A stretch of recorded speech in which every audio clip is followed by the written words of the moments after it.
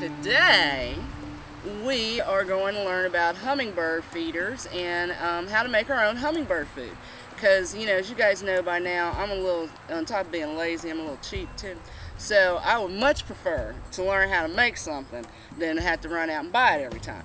So my good friend once again, Tammy Algood from the Extension Service, is here to tell us all about hummingbirds, hummingbird feeders, hummingbird food. Yes, this segment is for the birds. That was really bad. Yeah. All corny people. Ew, man.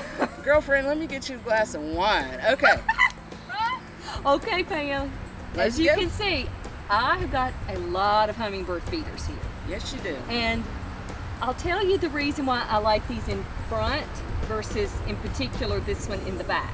Okay. This is a very big hummingbird feeder. Yes. And our temptation is, just like with seeds for birds, oh, just fill that thing on up and then we don't have to fill it up as often. Right. But what happens with that is your hummingbird food can go sour before the birds have a really opportunity to eat it all. So I really prefer these smaller hummingbird feeders because it forces you to keep the food fresh. Okay. Okay? Okay. So this one is kind of typical that you see. It's got an ant trap in the middle. So if you do get ants that come to your hummingbird feeder, they will fall in that center part right there and not affect the hummingbird food. Oh, that's cool. Okay. Then you've got these really decorative ones. That's pretty. That one's for fall. And then, I like that. I know, isn't this one great? Yeah. And these are really nice hummingbird feeders because they're pretty, but they're heavy. So you need a sturdy branch to put these on. Okay. Okay? Now, let me ask you another thing. It seems like I heard someplace that it's not really good to tent your hummingbird food, and so if you want the red, because red does attract hummingbirds, is that right? Yes, but they're more attracted by the smell of really? of the sugar. Okay. So, but red does attract them. So something like this. Okay, instead of to keep you from wanting to be tempted to it's why they'll all of these will always have a red tip. Oh. For that very reason, because they're going to be attracted to that. Okay. Okay. Now, but Pam, you got to keep this clean because where this one is very easy to clean, and that one is too. I mean, you just pull that little top off. You see, like this. Okay. Like that. Oh. Okay. So those are easy to clean. This is a little more complicated. Okay. So what I like to do is buy these wonderful long-handled bristle brushes. I've got two different kinds. This one is really just to scrape everything out, so it goes in your feeder, and you can really get in here with some hot water and clean all the gunk out that's in there. That's a big word.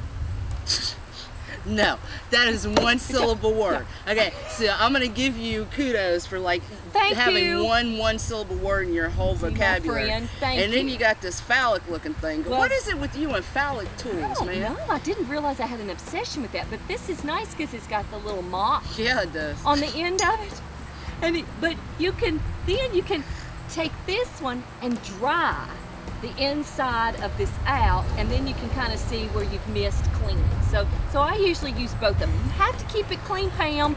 We're all about cleanliness.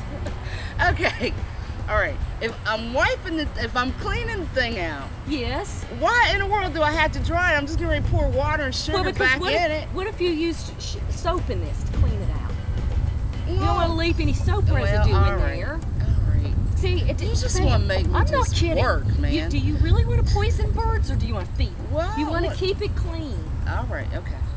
Okay, now. I'm chastised. Here we go with food, because you're my friend, and this is how we're going to make our food. We're not going to buy food. No. We're going to make food with water and sugar. So this is what I do. I keep an old pitcher that I have had for a long time, and then I just mark it with masking tape. Okay. So that every year I don't have to refigure, okay, what's the proportion, but it's 4 cups of water to 1 cup of sugar. So to make that easier and not have to measure it every time, I just tape it and then fill to the bottom of the tape line. Okay. Then I add my cup of sugar to that. Okay.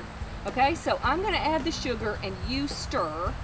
And the reason you have to really stir this up well is because sugar will not dissolve by itself. Have you ever made tea and didn't stir it, and you go to drink it, and there's this big hunk of sugar at the bottom of the pitcher? Not me, because I do my sugar when my tea is still hot, because I know that stuff's going to, no. And you know what? Could you do hot water? Absolutely. You just got to let it completely cool down to room temperature before you put it in your feeders. Okay. And you could even put it in the refrigerator to cool down. Hasten the cooling. That's right. Hey, hasten. Yeah. She thinks she's good. And Pam, mark your pitcher, because especially if you're one of these that really likes to tint the food anyway, it can look like Kool-Aid. Yeah. So you really want to mark this as hummingbird food and not anything for people to drink. Okay. Okay?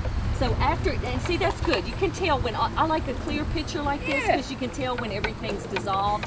And the reason I like to put it in a pitcher is after you fill your hummingbird feeder, if you've got leftover food, all you have to do is cover this and put it in the refrigerator, and you don't have to make it every time. So if you've got a little bitty feeder like this, look at all the hummingbird food you've got left. So you just cover it, put it in your garage refrigerator, and that will last about 2 to 3 weeks. So you can just come back and refill the hummingbird feeder frequently throughout the summer months. Okay, well, let me ask you this.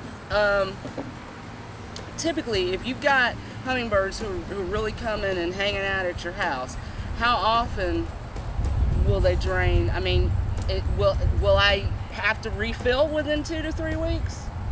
Most definitely. Okay. You'll probably be refilling every couple of days. Okay. They can really, I mean, they use a lot of energy to move around, and they burn it all off. So basically, every waking moment for them is a feeding moment. Okay. So they really, and they will find out where your feeder is, and they will come to it constantly. So once you get them established and coming to your feeder, you may have to fill it up every day. Oh, that would be cool. Now, we're in Tennessee, so I imagine that as you travel different zones, you get the hummingbirds at different times of the year. So here where I am, what's the latest really I'm going to see hummingbirds? Probably a couple of weeks before frost, and our frost date is usually around the 3rd week of October. Okay. So about the 1st week of October is probably when you want to stop feeding hummingbirds, because you want to encourage their migration south. Okay. Okay. So about the 1st of October, you can take your hummingbird feeders down, clean them, and wait until the spring to bring them back out. And then when should I start again in the spring? After the last frost. After the last frost. Okay. Right, which is typically the end of April. Okay. So you typically in Tennessee, we feed hummingbirds from May through October. Okay. Okay? I think I can remember that. You can. Well, thank you so much, Tammy. I can't tell you how much I appreciate your help, and I hope I get lots of hummingbirds this year. You will. They're fun to watch.